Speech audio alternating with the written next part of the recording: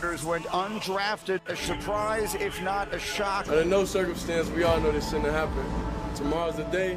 We're going to be happy regardless. One of the truly stunning stories in the history of the draft. We have Shedeur Sanders sliding straight in to Saturday. Nobody knows where he's going to go. With the 144th pick, the Cleveland Browns select Shedeur Sanders. Take a minute, be upset that you fell in the draft, but I think now you attack this opportunity and prove everyone wrong. Thank you for the fans, thank you for everybody, thank you for the Browns organization for giving me a chance. That's all I need.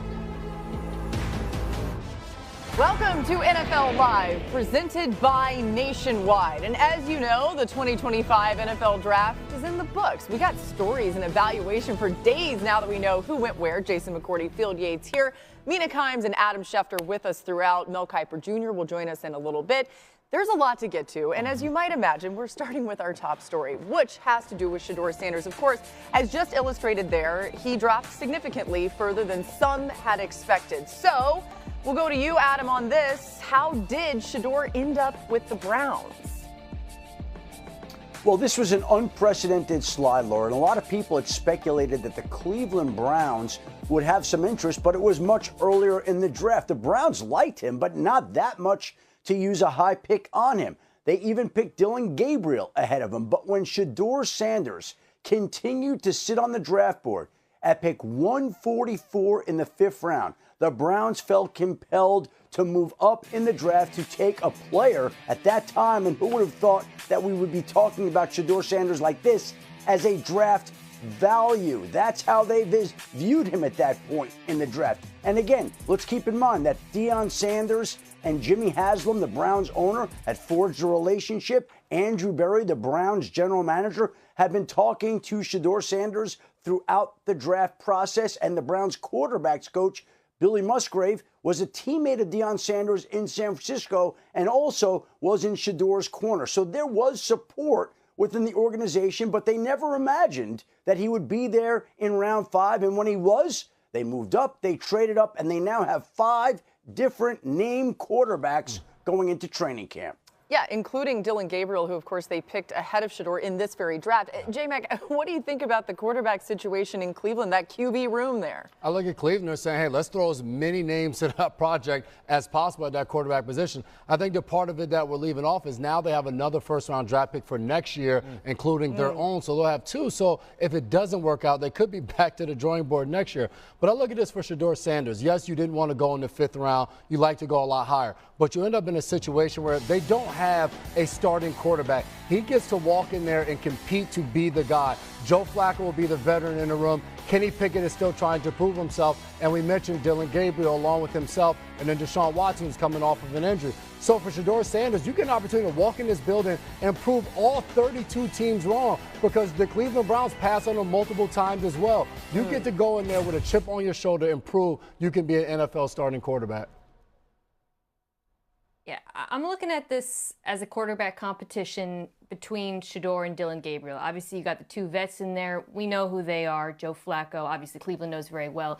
Kenny Pickett at this point has played quite a bit of football. But the Browns clearly loved Dillon Gabriel, right? This was a pick that surprised a lot of folks. But I could see why. I mean, watching him, and I watched him a great deal in college, but especially at Oregon, there are a lot of attributes that make sense in the Browns' offense.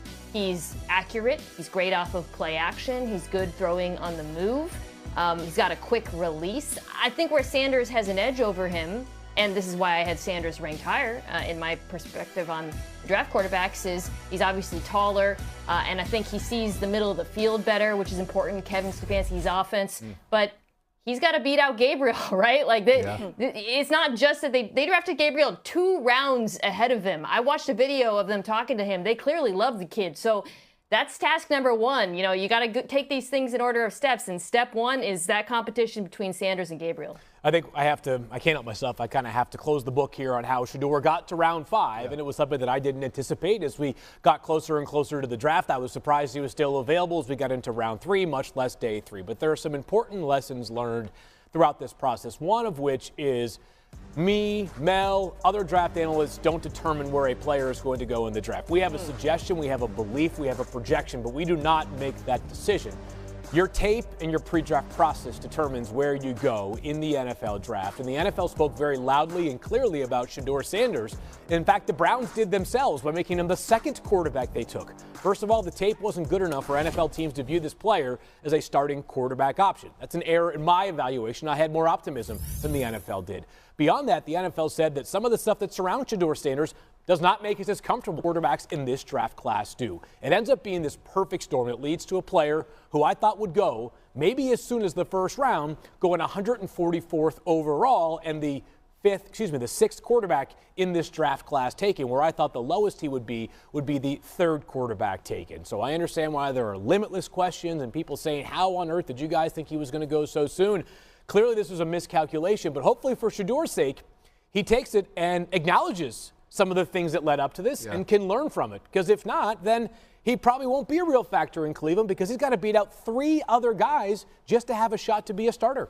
Yeah, it is the beginning of a fascinating story for Shedeur Sanders in what we hope will be an NFL career for him. We'll see how it all ends up. But one of the most notable teams that passed on Shedeur was the Steelers. Here's a look at their draft. They had just 2 picks in the top 120. They took Oregon defensive tackle Derek Harmon in the first round, and then running back Caleb Johnson in the third round. 4 of their final 5 picks were on the defensive side of the ball. The lone exception, quarterback Will Howard in the 6th round. He joins Mason Rudolph and Skylar Thompson in the QB room.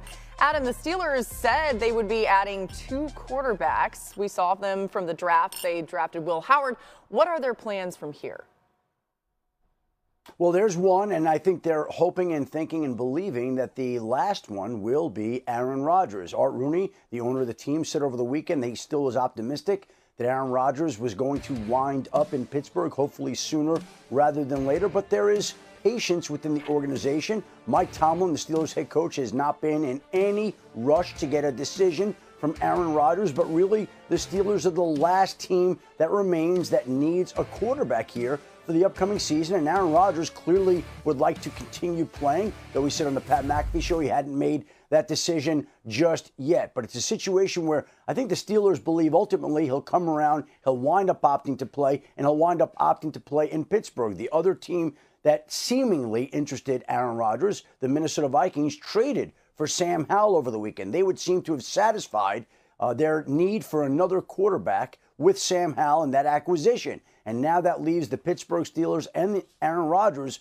waiting to join forces. It still could be a little while before he signs it, but I think the belief within the organization is that he still will come around and wind up this season in Pittsburgh.